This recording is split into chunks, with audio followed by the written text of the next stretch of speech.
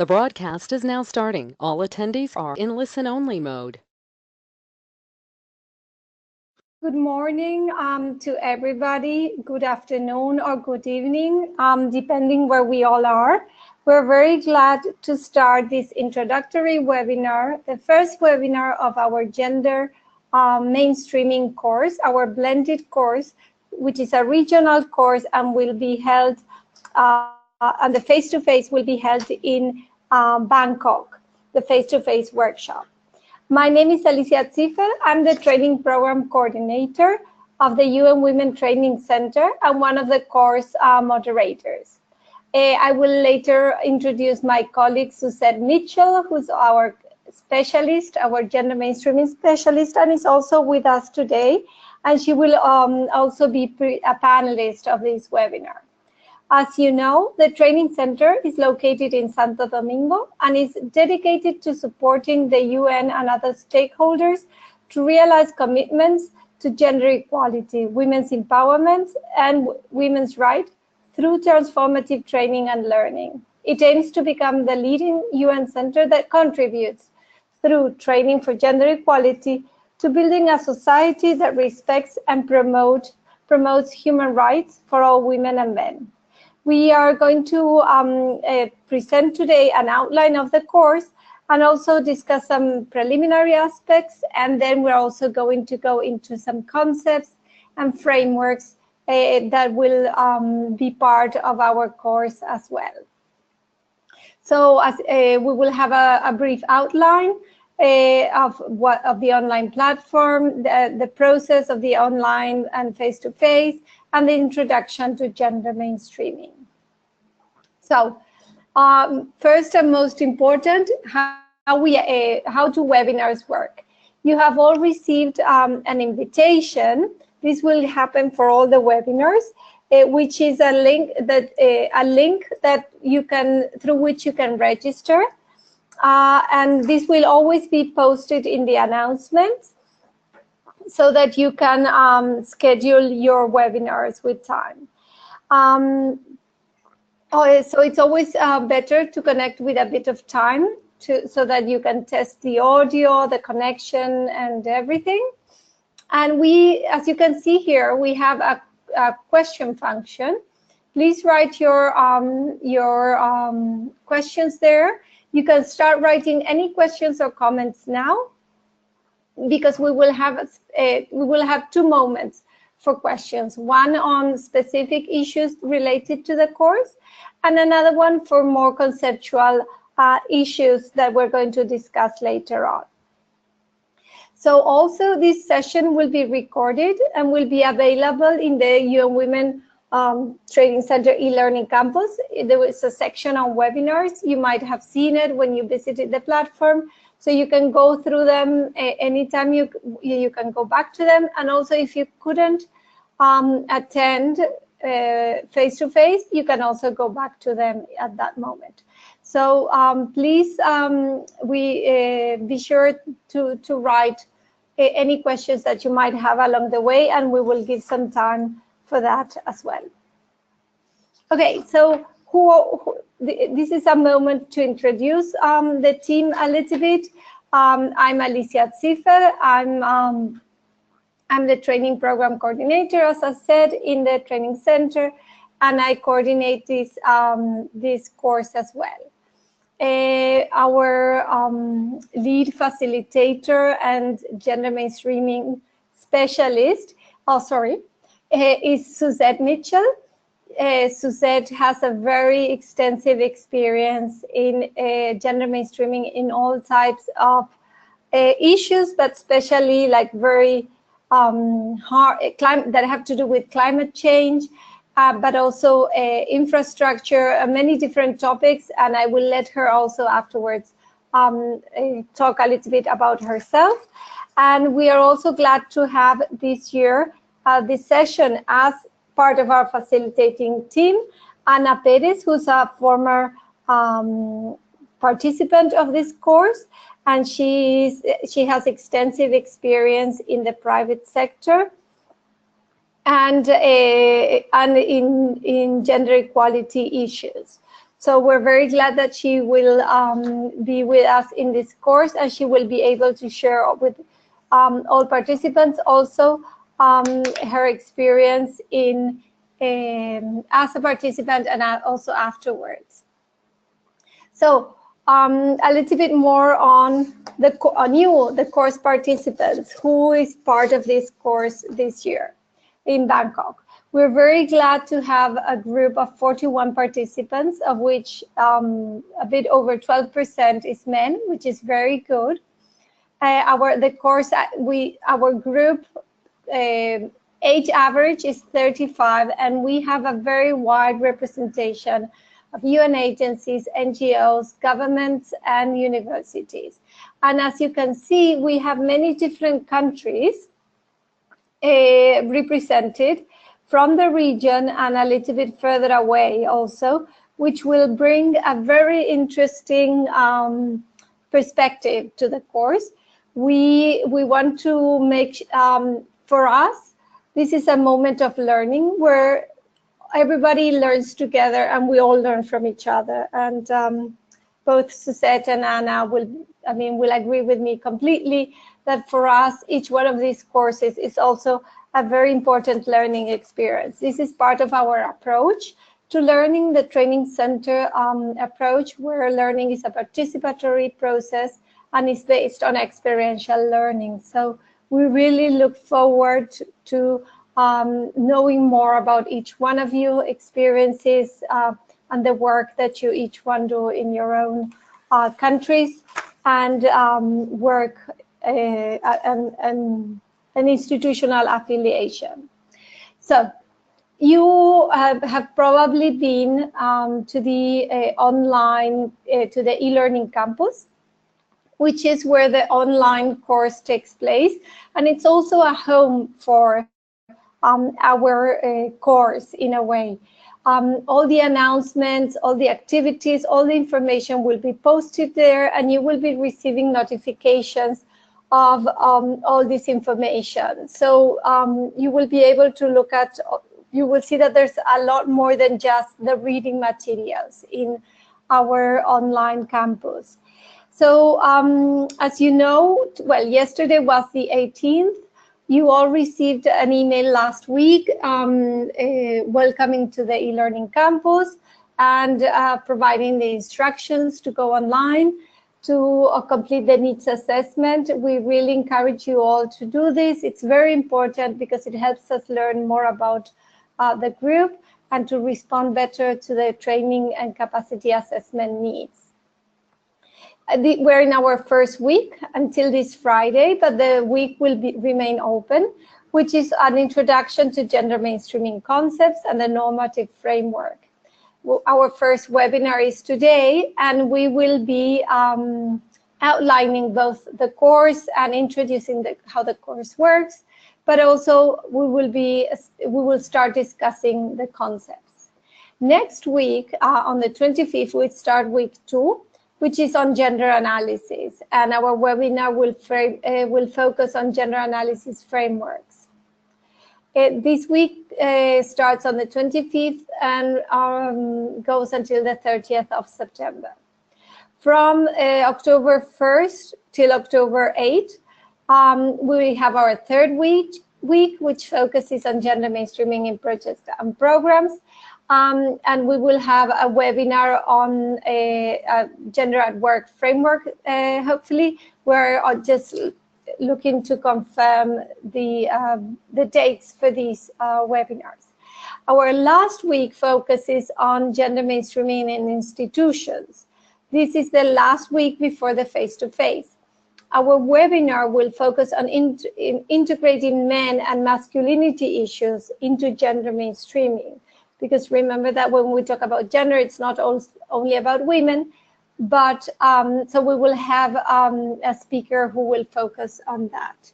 We hope to have all the dates for the webinars by the end of this week latest, so we can send, we will post them and you can schedule them, and so that you can attend them as much as possible. Our face-to-face workshop is from the, as you know, from the 16th to the 20th of October in Bangkok. So what I wanted to highlight is that although we have the work of a week, each week divided, we organize the different contents through each week, we will, all the different forums and materials will remain open until the end of the course. So you can go back and forth.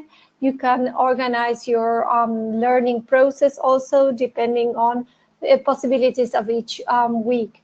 We do expect, as you have seen in the introduction in the e-learning campus, everybody to go through the materials, to participate actively in the forums, and also to be able to engage in conversations, written conversations, with each other during these 4 weeks. We really, really encourage you to take some time, because this will set the basis for the work that we will continue to be doing in the face-to-face workshop as well. Just as a glimpse, I want to share with you an outline, which is a work in progress. Please don't take any of this for like as a very specific, as something that is set in stone. I mean, we do have 5 days, and we will finish the last day, Friday, at around 2:30, a little bit earlier on. We will start every day at 9 and continue till 5. Yes, this is something that will work in this way. I apologize because I see that there's some typos that have to do with translating from one copy pasting, and I see them now, so my apologies for that. We will change them, but the idea is that we will have our first day we will be looking at gender analysis. Second day, we will be looking at gender in programs and projects, and including data and indicators. Third day is on gender mainstreaming in legislation and policy, and the fourth day is on gender in mainstreaming in organizations, and we wrap up everything in the last day. So we will be coming back and looking at sometimes the same concepts and issues from different perspectives and making linkages. This is a part of how the curricula is built. You will find in the course site a specific, because we have week 1, week 2, week 3, week 4, and then we have a specific section on the face-to-face workshop.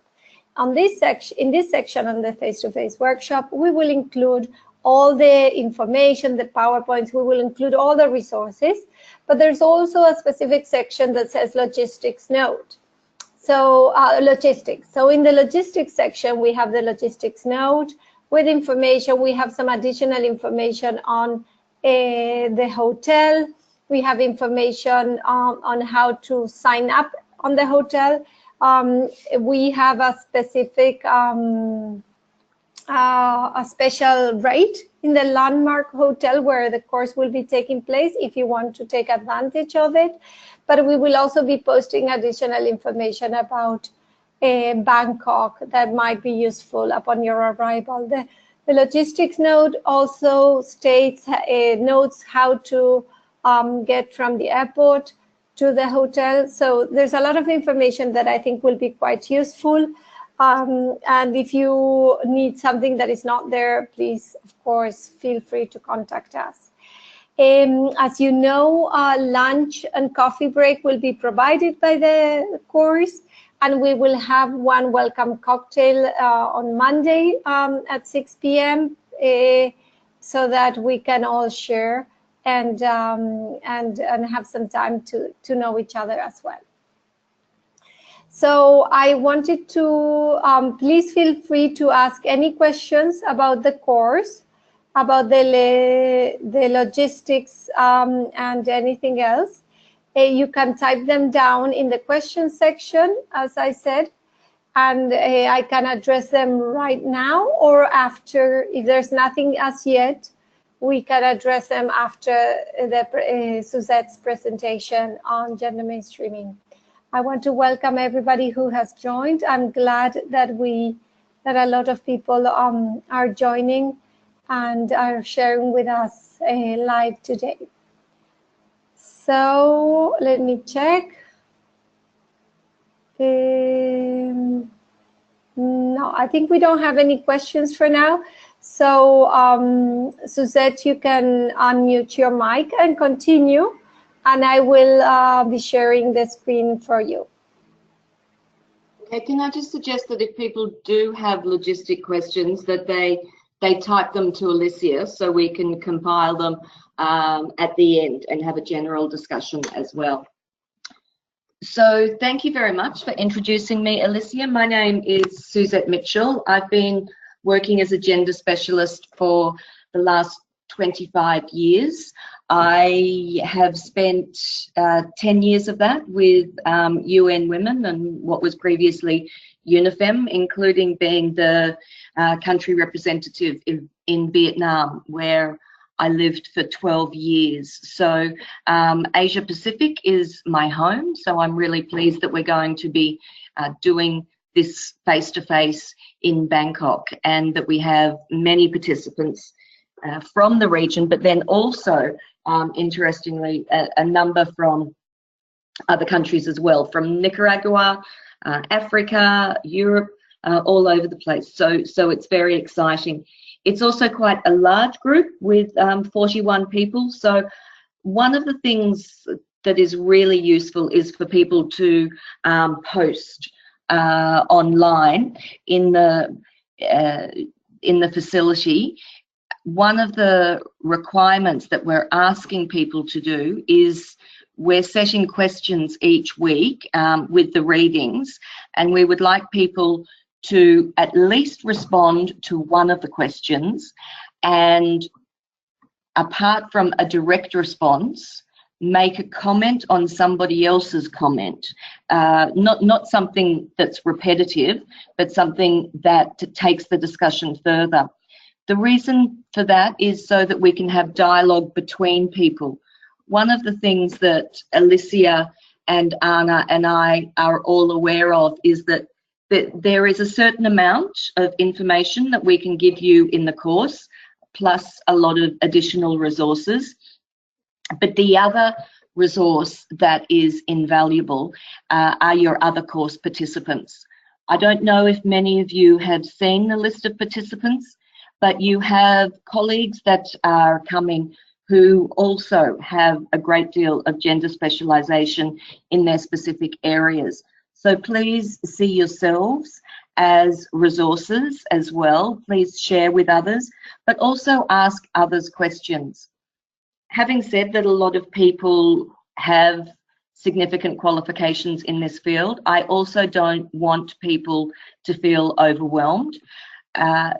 One of the things about this is sharing, and I'm a big believer that no question is ever too stupid, because I often post stupid questions, and every time I think, oh, this is too stupid to post, I find that other people were asking the same thing. So if you don't ask the question, you don't get the answer. So we want to see this process as very participatory as well. So that's why we're asking for your active involvement online. And that doesn't mean just the first 2 weeks when everybody's excited, but the third and fourth week as well, because the more we put in, the more we get out. So this slide shows that the first module for the first week is on gender mainstreaming. So it gives us the grounding and the basis from which we go. Now in the corner you can see the cover of the guidance note that UN Women put out, which is called Gender Mainstreaming in Development Programming. So for this online phase, we are using this as the core document. Next week we will have additional readings, and then another additional reading in week 3, because we're going into more depth on gender analysis frameworks and the project cycle. But for this week we're asking you to read just page 1 to 20 of this resource, which really sets the context and the framework for gender mainstreaming. Next slide, Alicia. Alicia? Great. So what is gender mainstreaming? So from the UN, and most people quote this UN definition. For those of you who aren't aware, the ECOSOC is the Economic Council for Social, oh gosh, Alicia? ECOSOC, Economic and Social Council of the UN. So this is the major body of the UN that has endorsed this definition. Now, it was created in 1997, which was 2 years after the Beijing UN Conference for Women, fourth UN Conference for Women in 1995, which advocated for gender mainstreaming, and the next slide will go through that. But this one is basically the follow-up that the UN developed to actually articulate exactly what the UN interprets gender mainstreaming as. And since 1997, there has never been anything that has changed the UN definition. So this is the one that remains even 20 years later. So the Economic and Social Council requests the UN system, including its agencies, funds and programs within their respective organisational mandates, to continue working collaboratively to enhance and accelerate gender mainstreaming within the United Nations system, including by fully implementing the United Nations system-wide action plan on gender equality and the empowerment of women. So if we then go to the next slide, we can see that this originated in Beijing, and the Beijing Platform for Action talked about committing all stakeholders in development policies and programs, and that includes the UN, but also many of you are from governments, but also international development community and civil society actors. So it doesn't matter whether you work for the UN or the government, or NGOs, or your civil society activists, this is what they're saying should be done. The governments and all other actors should promote an active and visible policy of mainstreaming a gender perspective in all policies and programs, so that before decisions are taken, an analysis is made of the effects on women and men, respectively. So going to the next slide, Alicia. We can see, oops. I'm actually speaking from Melbourne for people who are interested, and Alicia is in Santo Domingo. So we are truly a global group. And while we're just accessing the site, the reason that we can't tell you the times of the other webinars yet is because we're bringing in specialist experts from London and Washington and Europe. So that's why these webinars are at unusual times. I know for some of you, this may not be the best time of the day, but we will ensure that we get it as close as work hours as we can for those who are based in the Asia Pacific region. Okay. Okay. Can you see the slide now? Yes, yes, yes. Okay, perfect. So since Beijing, one of the things that you'll find in the reading are that there are several different UN milestones which also reflect gender mainstreaming. So the Millennium Development Goals were very strong on gender, and there was an MDG on gender equality, as well as gender being mainstreamed into the other MDGs. But now, of course, that's superseded by the Sustainable Development Goals. So there's now 17 goals, and gender is mainstreamed throughout the SDGs. And then there is one specific SDG for gender, and that's the next slide. So what we find with SDG 5 is that it goes far beyond what the Millennium Development Goals did in their gender equality indicator.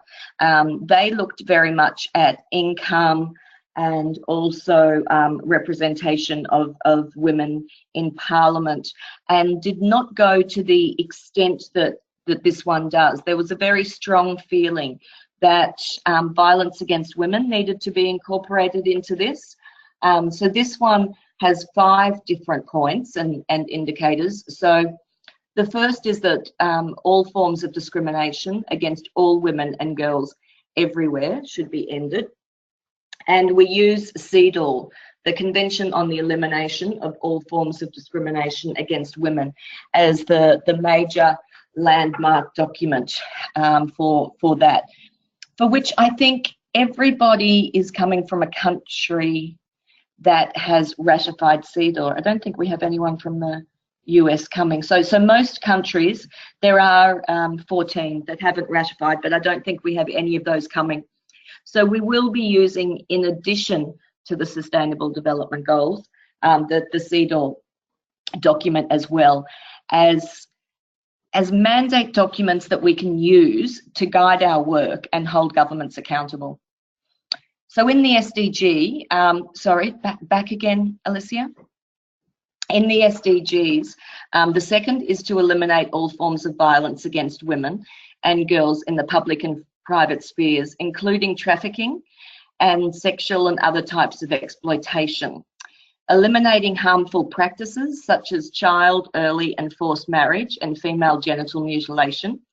That was not in the MDGs. And the next one is also a new and emerging area. Well, I say emerging, it's been emerging in some countries, but in others it has been looked at over the past decade. But this is another addition from the MDGs. To recognise and value unpaid care and domestic work through the provision of public services, infrastructure and social protection policies. And also, and this is really essential for the work that we will be doing, the promotion of shared responsibility within the household and the family as nationally appropriate. And lastly, ensure women's full and effective participation and equal opportunities for leadership and at all levels of decision making in political, economic and public life. So with the next slide, Alicia, we're looking at the cycle of what gender mainstreaming does as a process. So if we start on the what would you call it, the northwest corner of the gender context. One of the reasons that we spend a lot of time providing tools and different frameworks for gender is that the gender context is always different. We have some people who are working in Syria, so the context of working in a country like Syria is going to be totally different than the process of working in Mongolia, where we have many people coming, or from Nicaragua. So you actually need to look at the specific religious, historical, political, cultural, ethnic, even issues of levels of poverty, literacy. All of these issues create a different gender context. And it will also depend on what the age group that we're targeting and various different issues. So no matter what your project is, when you're doing a gender analysis, you really have to do a situation analysis that takes into account what the gender roles and the gender norms for that community are. And that's why we can't just have one checklist. It always needs its own analysis. So when you start from there, you then begin a gender analysis throughout the project cycle. One of the things that we'll be looking at in the third day when we're looking at programs is that we really, really need to get gender at the design and concept phase of a document.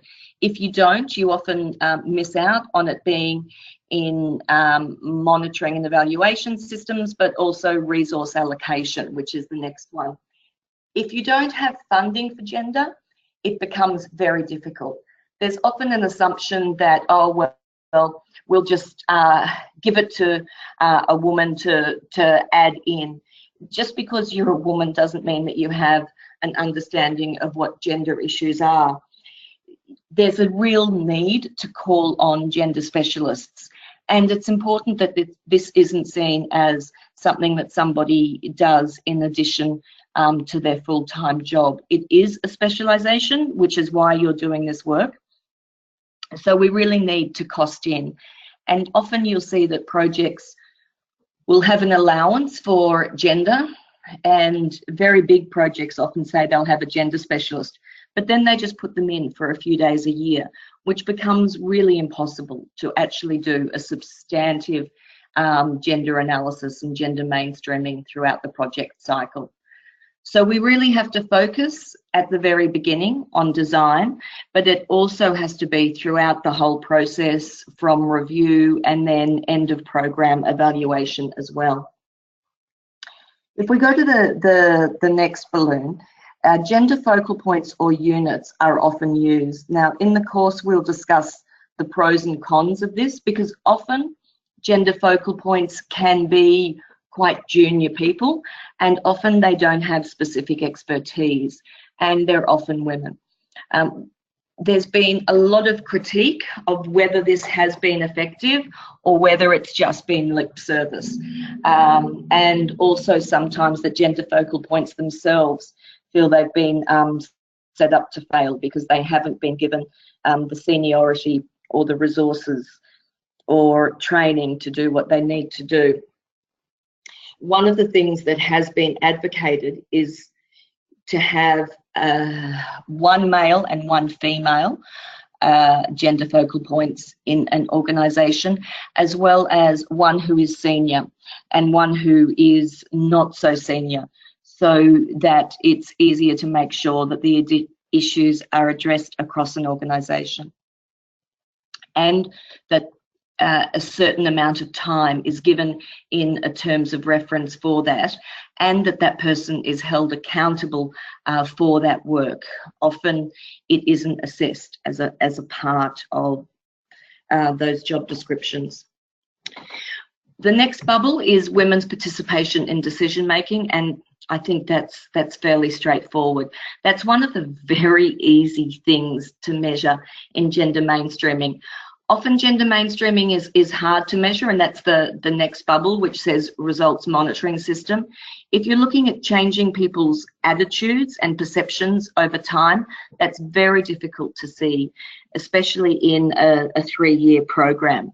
But what we can measure very easily is women's, well, not necessarily participation in decision making, but women's presence. So often indicators are the committee has 30% women. So that's an easy way to count. But this bubble is saying we need to actually go beyond that, because 3 women may be sitting on a committee, but if they don't talk, or if they feel uncomfortable, or they don't have the capacity to input in the way they would like to, that's just a token presence. So we need to go beyond that and look at active participation. The next one is gender responsive budgeting, and that goes beyond just resource allocation of saying X amount of money for either a gender project or a gender specialist, but looking at how the whole of the budget actually impacts on men and women and boys and girls in different ways.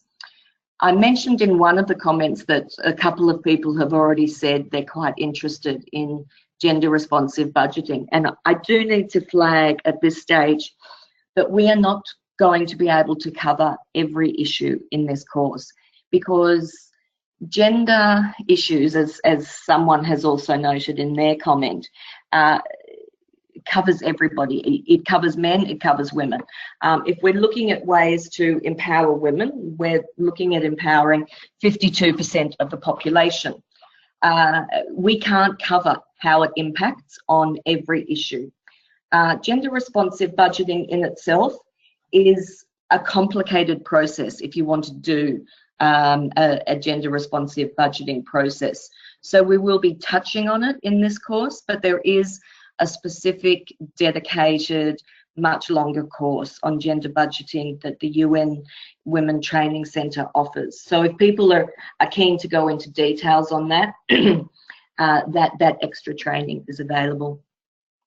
So I think the next one is the last slide, Alicia. And one of the processes of the UN is that it's clear that gender mainstreaming is a process. It's not the end point. The end point and goal is gender equality. So the UN uses what's called a dual or a twin or a multi-track strategy. So that includes gender integrated approaches, which means that throughout a project, say you have like an education project. So you would be mainstreaming gender across all of the facets of education. But then you would also have a gender targeted approach. So that could be specific programming to make sure that girls are more involved in STEM, the science, technology, engineering, and math areas. So you can have just plain gender mainstreaming where you look at gender across the whole area, and some people think that you either do that or you have a gender focused project, and other people think, well, we shouldn't be having just a project focused on women because we're trying to mainstream gender. The best outcome is actually doing both.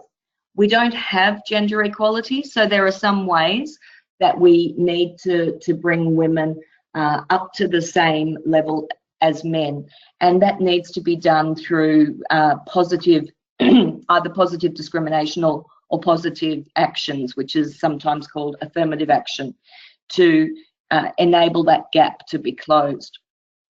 But in addition to having specific gender or women's focused projects, it doesn't mean if you've got one aspect of a project looking at women that you don't have to look at it in the rest of the document. As we said earlier, everything affects women and men differently, and so we need to look at that through the process. Actually, I've still got 2 more slides. Alicia, can we go to the next one? Oh, also, just on this one, we talk about gender equality and women's empowerment because they're not necessarily the same thing. Empowering women is important in itself, but we also need to have gender equality. So you'll often see it written as GEWE or GEEW. The UN uses the nomenclature of gender equality and the empowerment of women, not just women's empowerment and not just gender equality. So that's just a terminological thing. Other terminological issues are that we have in gender, we talk about a division of labour, and every single community has a way that it divides work between men and women, and these become gender norms. Now, they are often separated as productive, reproductive, and community roles, known as the triple role of women. So women do productive roles, which are either paid or could be paid. So it might be community gardening within their house, which isn't paid, but it's the equivalent of what could be paid. So that's productive work. Then there's reproductive work, which is involved in family reproduction. So looking after the family in the home, which often means that women are doing more of the unpaid work, whether it's helping children with homework, doing the cleaning, doing the cooking, organising the laundry and all of those things. And then there are community roles, and again, most cultures have different roles for men. Well, some cultures have different roles for men and women. That is, of course, changing, but some women may be more involved in developing activities for different community festivities or religious groups or whatever. Another important distinction that we'll go through more in the course are the different practical gender needs and strategic gender interests that we have. So the easiest thing to identify are the practical needs, and these are often identified by women themselves for something that they can see immediately. So if you ask a woman, what are your immediate needs at the moment, it might be, I need clean water, I need access to healthcare, I need a job. But then there are other things that women may not actually identify themselves because they're so used to the context in their community. And we call these strategic gender interests, and they're the areas that challenge the gender divisions of power and control and the traditionally identified norms. So the strategic gender interests could be the increase of women in decision making or the eradication of violence against women, but they all lead towards women's empowerment. But they may not be things that women will identify when you first ask them of what is it that you need in this project. They may not say, well, I want women to be on the committee of what this project is doing to make sure that my rights are safeguarded and that I can increase my access to land or control over land, which is the next issue. There are differences between access and control. And often women may have access to a resource, so they may be using the land, but they may not have control over it. And that's the power to decide how it is used and who has access to it, and also who has ownership of it. So in terms of control, it's often men who have the control of land. Women can farm it, but if they want to get a loan, it's often land that is used as an asset. And if women's name is not on that land use certificate, then it becomes very hard for them to then access a loan. So we want to work towards women having an equity of control as well. And the last term here that I wanted to go through today is women's empowerment. So that's the process of gaining access and developing women's capacities with a view to participating actively in shaping their lives and their community in economic, social, and political terms. So it's a very encompassing process where women actually feel that they can do whatever role they identify for themselves. And then, Alicia, the next one is looking at, I think it's intersectionality, the next one, yes. So I just wanted to flag with you, a number of you have talked in your comments about working with vulnerable groups, and that's something that we're going to do consistently throughout both the online and the face-to-face training. I don't know how many of you are aware of this term intersectionality, but it's being used much more and more in feminist terminology.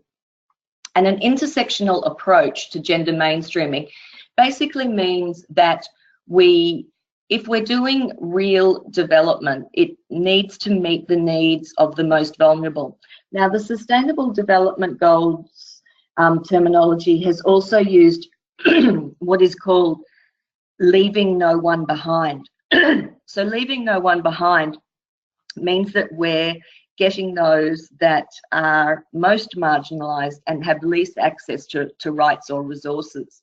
Now, for that, we can't just be saying that we're mainstreaming gender, which affects 52% of the population, because all women aren't equal.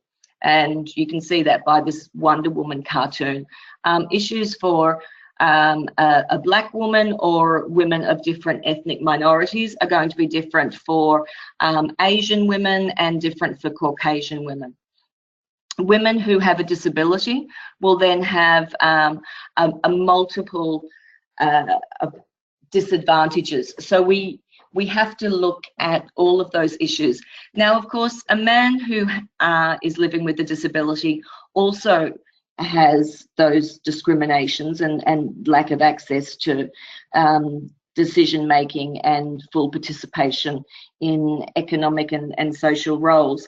But what we find is no matter what the additional forms of intersecting needs are, when there's a man and a woman with the same issue, the woman suffers a double burden.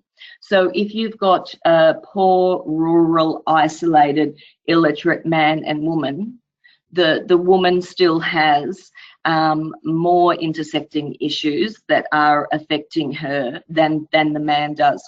So we really want to break this down during the course. And the next slide also shows how we're putting this in the broader context of gender equality, not just meaning women. Gender stereotypes damage men as well as women, and we need to rethink the idea of what is male or female.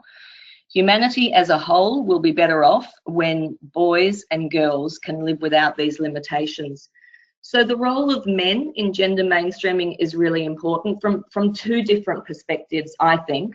One is that we need men talking about equality, because a lot of men, particularly in some cultures, aren't going to listen to women's voices as strongly as they will to men. So we need to have men as role models, showing that they are as active in caring for their daughters and children and doing housework, to set a good example for others to follow, as well as there being specific programs for men, because we know that violence against women is a pandemic. It's the largest form of violence in the world, and it is basically in the vast majority conducted by men against women. This is not women's responsibility to stop men from beating them. It is the responsibility of men to change behaviour. So specific male programs are really important. I also think when we're talking about issues such as increasing the role of women in science and technology and engineering and math, we should also be talking about increasing the role of men in what are seen as traditional women's roles as well, because we want both men and women and boys and girls to be able to do whatever they want to do, because that is what empowerment is. So we're very pleased to have 29% of men in this course, and we will be doing some dialogue on that as well.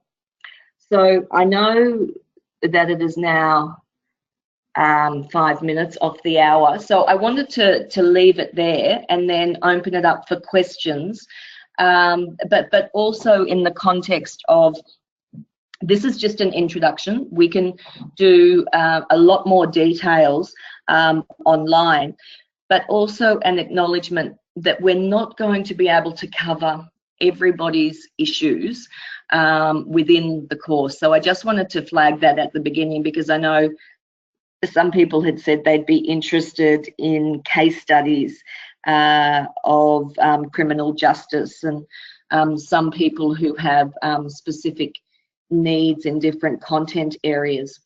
So one of the things that's important for me and Alicia and Anna in the next week is that you do complete your capacity assessment, and you do talk online about what your expectations in the course are. Because although we won't be able to cover it all in the course, we can point you to areas that can help, and we certainly will be giving you the skills and the tools that you will be able to apply to your own work during the course. Thank you.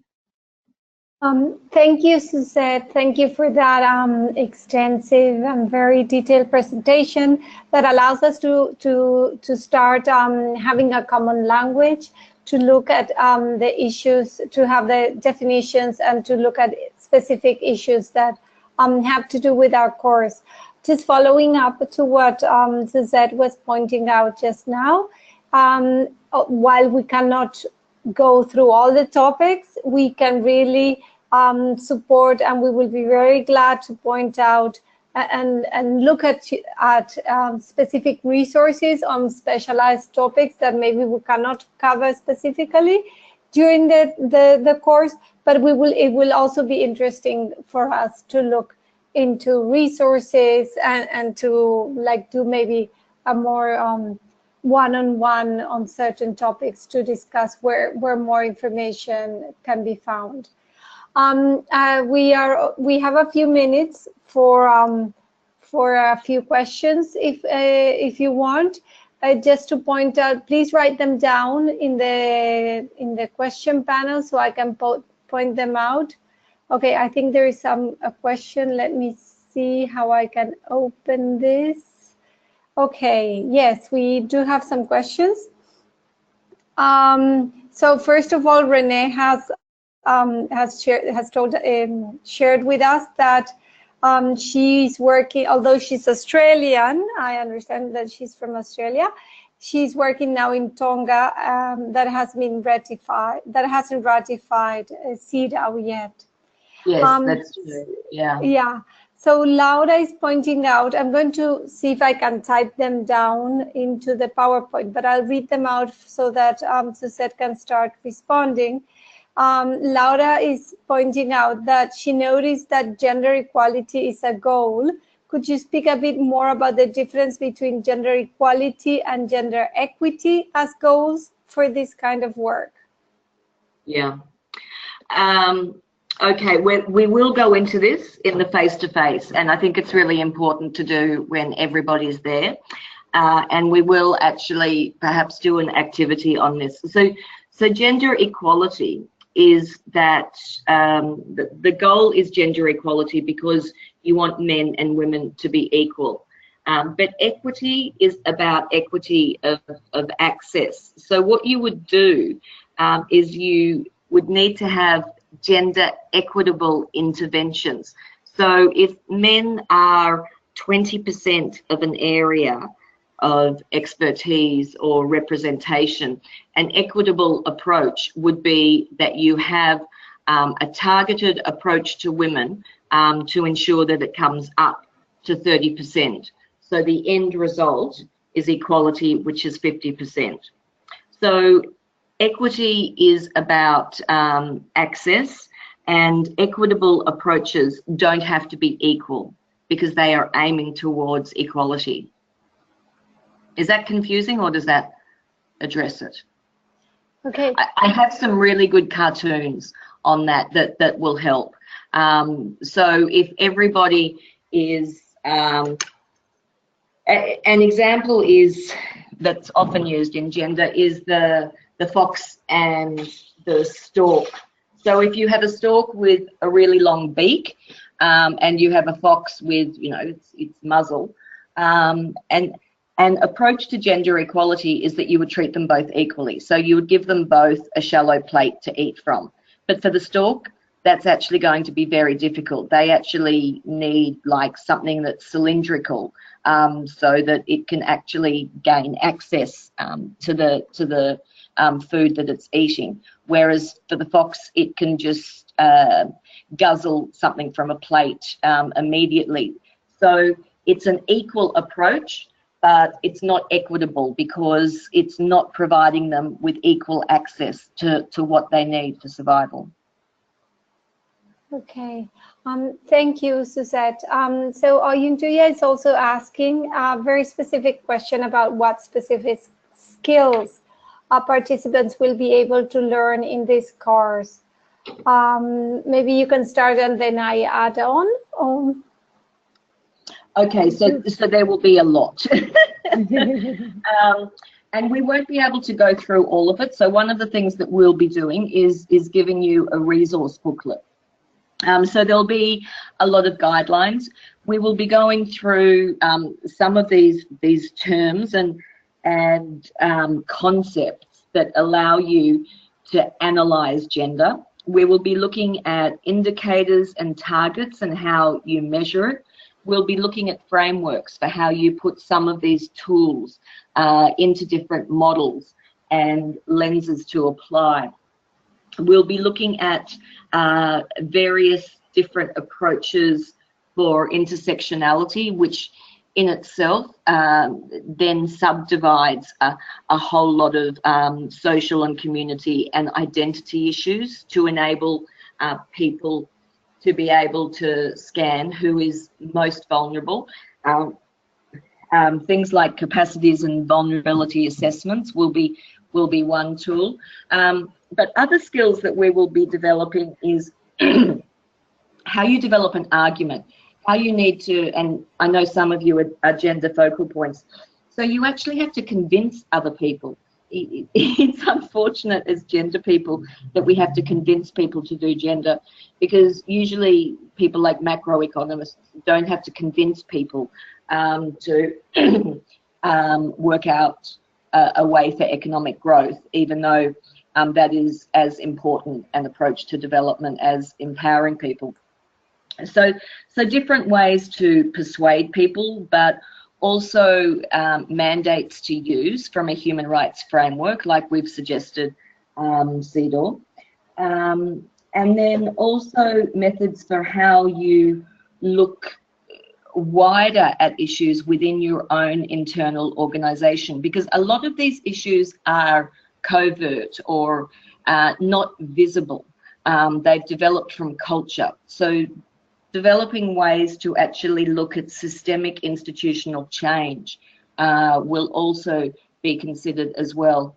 We want to look at policies as well as programs and how you do an analysis of that, and then various ways and checklists, and we'll be going through just some quick tips and little shortcuts that I've learned over the years for how to do things. So by the end of it, you will know how to do a gender analysis, what basic tools you will have, and then some clear ways on how you can try and either go back to a donor or a government or an NGO or people in the community to try and convince them that this is both the right thing to do, but it's also the best thing to do if you want the best development outcomes for your population. Well, I think you have covered them all. That we will be going through a lot of different aspects and topics, and so we will really have a wealth of skills and competencies, and also resources to look into and implement and think about when we want to go through our gender mainstreaming process. So Laura has said that your explanation was quite clarifying. So I'm glad, Laura, thank you. And also some participants that are noting that although they don't have any questions now, they know that they will certainly come up. And I hope also that this, we wanted to do this introductory webinar early in the first week, because we think it helps clarify concepts. Now you can go to your readings, you can go to the forum and still have some time. And we thought it would be good to organize the course itself. I think there are no more questions, and I think that we can maybe close now. Anything else that you would like to add, Suzette? No, I think that's great. And yeah, please, all questions online, as I said earlier, nothing asked, nothing answered. So we want all your needs to be met. It may not be directly through us. It may be by somebody else online, or it may be by a resource. But the more we chat online, the more we all get out of it. Yeah, absolutely. So I want to thank you all. Thank you, Suzette. Thank you to all the participants, and special thanks for Dayan also for supporting us in not regular office hours. And we will continue to share online in the e-learning campus, and feel free to come back to this webinar And also, if you have colleagues from your own organization that are participating in the course, you can point them out to the webinar itself. We will be posting the recording tomorrow our time, Santo Domingo time, in the e-learning campus in our course site. So thank you very much. Have a good day or evening. And we will be sharing online and continue to see each other online during the week. Thank you very much. Thanks, Alessia.